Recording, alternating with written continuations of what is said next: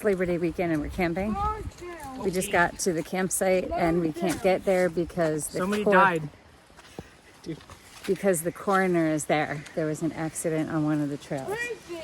I'm guessing it wasn't a good accident since the coroner is there. So Emily's upset because we can't get to our campsite. But Finley's making an appearance this weekend. This is what a trailer looks like when you're packing for 3 people and a dog. We actually did a pretty good job. Kind of made a mess. Store clothes in the bathroom. That works. There's my wine. We are still awaiting entry into our campsite. Emily's having some chips. I'm having some lemonade.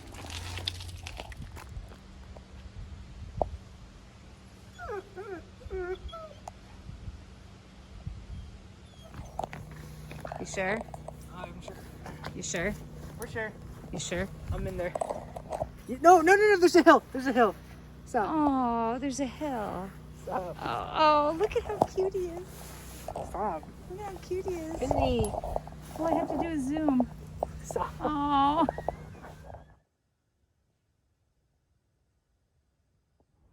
Hey everybody, it's Melissa. We just got back from a camping trip. I took my adult kids camping for Labor Day weekend. My daughter and I slept here in the trailer, and my son was in a 6-person tent that I purchased. So I thought I would just go through a couple things. I've gotten a chance to use the trailer only a couple times this summer, so not much has really happened. I don't have much to update, but I did want to update you on the doors of the trailer.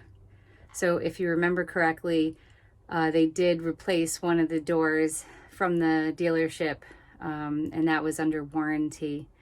But, you know, I knew that the other ones were going to break, so I'll show you what I did.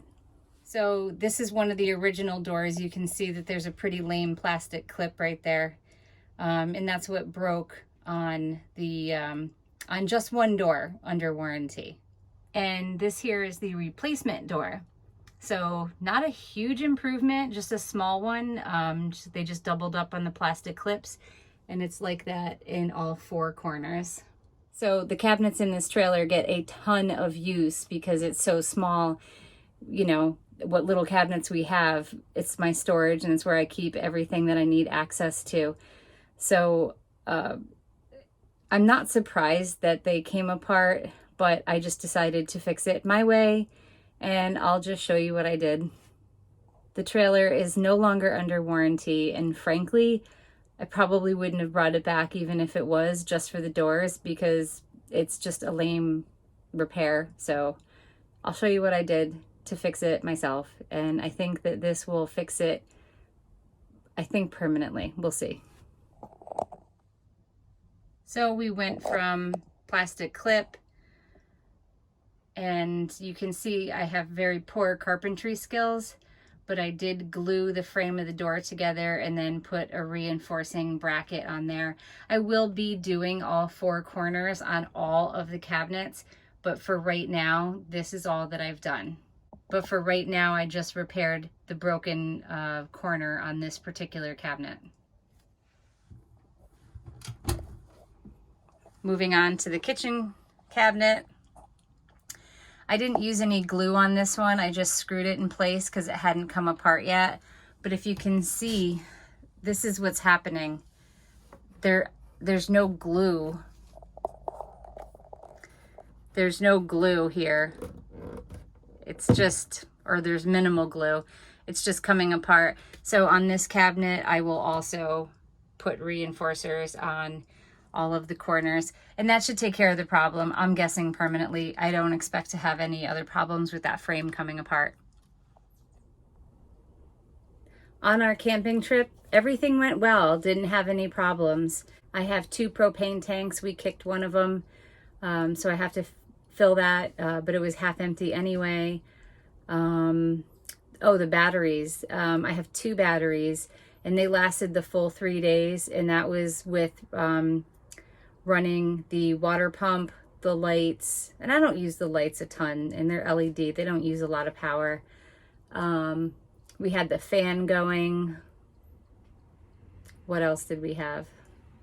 It takes a little bit of battery to run the refrigerator and run the propane. If the battery's dead, it's not gonna run correctly. But yeah, honestly, no problems. The batteries did die, and this is kind of funny.